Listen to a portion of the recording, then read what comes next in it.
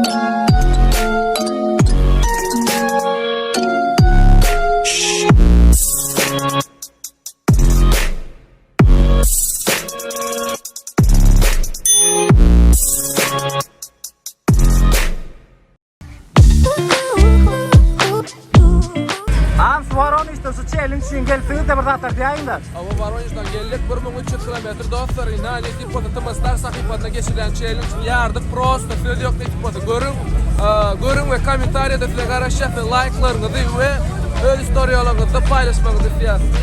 Siz için emme de siz için dostlar zanga sağ olsun minnettar emmenize.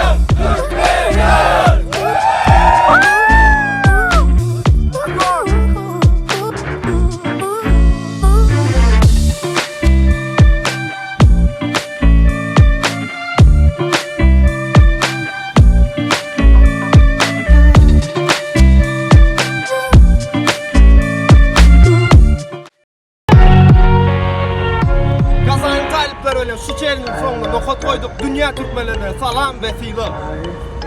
Around my room, my world's so bright, it's hard to see, but that's alright.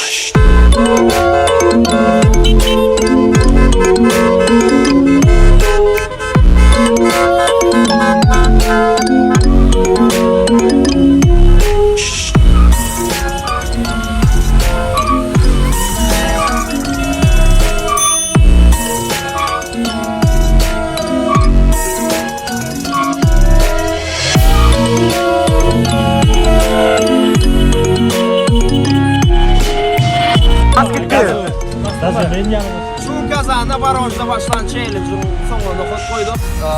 Rekord koyan yerimizde Kazan. Köp şehirler qaytaladı. Peter'ini qaytalacak bolya. Nire? Rostov, Aken şehirler qaytaladı. Kemerli savosunu aytýar, challenge'e gatnaşanlarda ilan var. Karınçı rekip oldu, yakınlar komastar tarayıbada çıkan. Önkü Kazan'daki edilen challenge'den deňeşdirýäňiz we haýsy gowulda komentar edýärler. Doğal görünüşü Senin gowulda, senin gow diýäňiz ýok, ön gow diýäňiz. Doğal görünüşü tuttu diýär. Kazan oglanlaryna emmäňde sag bolun, janyňyz sag bolun. Teýrak gelenigide emmäňde minnetdar. Emmäňiz krasaçyk. Gol! Gol!